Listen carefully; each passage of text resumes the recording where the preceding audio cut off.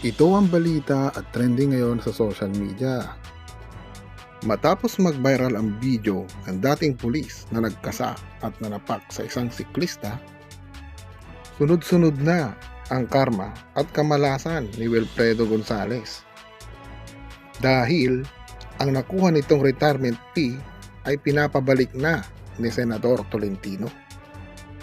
Tila sinakluban na ng langit at lupa itong si PO1 Kalbo Gonzales.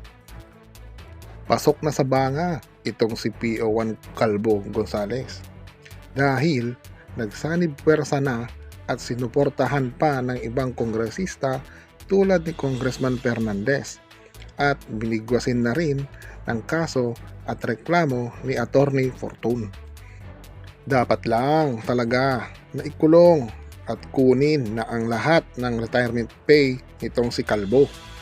Matatandaan natin sa interview ni Katunying kay Kalbo, ito ang mapanganib na binitawang salita ni PO1 Kalbo Gonzales.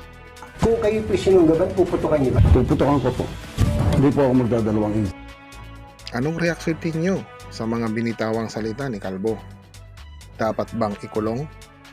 Please comment down below and God bless. Valid LTOP and PTC4, I would submit to the examination of the authorities that he had passed the requirements, the documentary requirements to be able to own next and question, possess this General firearm. Torre. Do you recommend the revocation or cancellation of the LTOP or the license to own a gun with regard to this Willie Gonzales? Sir, we actually did recommend to General Kenneth Lucas of the FEO. I personally called him for the revocation of the LTOP, sir. Okay, you recommended for the revocation of the LTOP of this Willie Gonzales. What is your ground? Obviously, sir, what he did based on the video is a blatant violation of the requirement, the conditions set forth to all gun holders that it shall only be used for legal purposes. I don't see a legal ground for him to draw his firearm in that situation, sir. So, may talagang may tupak si Willie Gonzales psychologically. Based on the video, sir, I can say, sir, that he is really out of line Thank at you. that moment. And recommend this committee for crafting or amending the existing laws. Huwag nyo kaming bigyan dito ng kaso-kaso lang. Kasi yung kaso-kaso, alam nyo naman, ang penalty ng grave threat, ang penalty ng reckless imprudence, mababa yan. Arresto mayor, I think that's 30 days and 1 day to 6 months. Ibig sabihin, subject yan sa mandatory conciliation. Lupong tagapagmayapa, idaan mo pa yan sa barangay. So talagang mahirap yan. So titingnan natin, kung may kaso-kaso dyan, probably they will scot-free again and again. Ang gagawin natin dito, you make recommendations, study any for future purposes, recommendations, kung ano ang karapat-dapat nating gawin sa problema na ganito. One, yung road rage na yan. Yung may dalang barel, hindi lalabas ng barel, kagaya ni Willie Gonzales, kung hindi siya psychologically, wala siyang problema psychologically. May problema ang taong iyan. Agree, sir. Sigurado tayo dyan. Now, if the penalty is very low, still, madami pa rin kagaya ni Willie Gonzales na gagawa ng road rage incident na ganyan. So, taking a clue from our Chairman Fernandez, I think you have to submit, including the NAPOLCOM, for the amendments of the existing law, or if there is a need to craft another law, then you suggest. Kasi kayo naman ang may datos kung ano ang nangyayari sa lugar o area of jurisdiction ninyo. Ilang road rage incident ang nangyayari araw-araw. Kung wala siya, wala din ito. Walang dadampot sa problemang ito, because this is usual and this is a normal case in the Philippine streets. Nang nangyari lang, nadampot na isang vlogger, naging viral, kaya nagiging subject for an aid of legislation, naging subject ng committee na ito. So in the near future, Sir General Torre, hopefully you cannot commit the same lapse again. Yes, sir. Yes, sir. Attorney Fortune, you are representing for whom?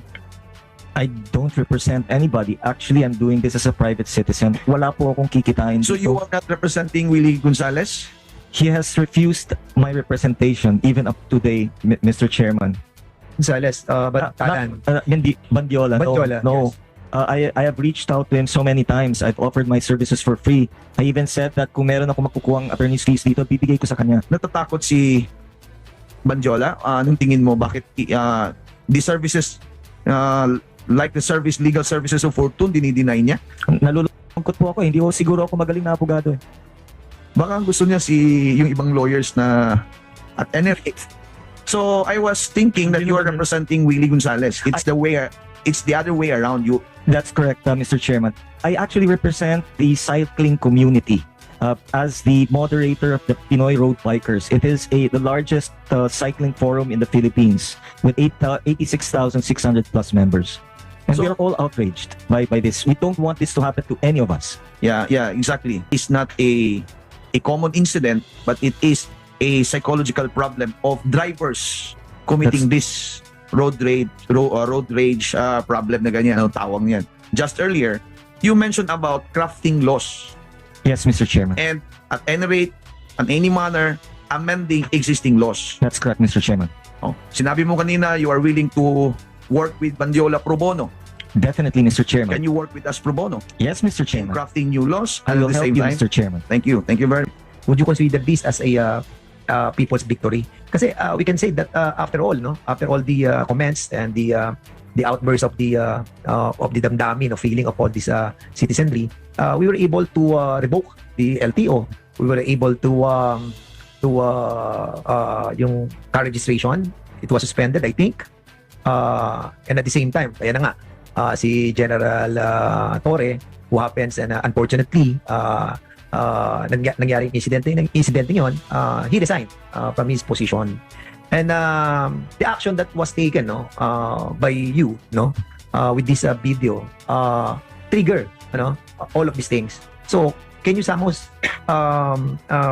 state this on this committee that it is a people's victory dahil nga yung participation nila doon sa governance ng ating gobyerno ay kitang-kita natin yung kanilang partisipasyon. Mr. Chairman, I recognize really the efforts made by the people to bring this matter to the attention of all the authorities. In a way, the people's participation were very instrumental for us to be here right now. But I cannot consider it as a victory. Parang second quarter lang eh. No? Sa basketball po, fourth quarter, doon malalaman natin kung sino yung na doon mas maraming punto sa dulo, sila yung panalo. Huwag na po natin isipin yung Philippines versus Angola. No, in all sincerity, this thing happened because there appears to be a failure on the part of existing laws to protect the citizenry. If people with guns who are not deserving to handle guns are allowed, then this thing will be repeated. Yeah. Now, secondly is that especially the community that is most vulnerable, cyclists, helmet lang po talaga yung meron kami. Motorcyclists, at least, they have their jackets. Yeah. Somehow there's some protection somewhere. Other motorists, they have their own vehicles, so somehow they can still go away. But cyclists, you can already see, sinagi lang ng konti, nahinto na siya. And then kinalagkan na yung bisikleta niya. We'd like, and I honestly plead to this committee and to the entire body of the House of Representatives to consider the creation of a new law which would protect cyclists. I actually had been proposing that for a Magna Carta for cyclists for a long time. We can set it up already. I make it a rule about those lights in front and at the back, or maybe reflectors. There's no law like that right now. How about a law mandating putting helmets on? How about a law which now gives incentives to businesses to provide shower facilities so that people would be more encouraged to use their bicycles in going to work and going home? Because this would be helpful to decongest our streets as well. This is going to be very, very helpful. How about laws in order to give discounts to owners or those suppliers of bicycle parts? Because one of the problems of our citizenry is that the price of bicycle parts are so expensive, and therefore, we can't help it because I think the tax for bicycle parts is at 30%. It should be lower than that so that our citizenry would be able to purchase the parts at a cheaper price, and they would be more encouraged to ride their bicycle. So, on several fronts. Lastly, Mr. Chairman, people will be more encouraged to ride their bicycles if they feel safe. Yeah. And That includes also the infrastructure involved, Yeah. which correct. means that bicycle lanes themselves have to be well maintained, properly lit. No, wag na po yung cat eye, no. Hindi na pwede na din, no, especially at night. But there are so many laws that can be created and crafted for the benefit of cyclists, no, and also those companies who encourage their employees to report to work using bicycles. Tax incentives, exemptions. Employees who go to work are given an additional exemption. I think there's so many laws and there are none right now. I submit, Mr. Chair.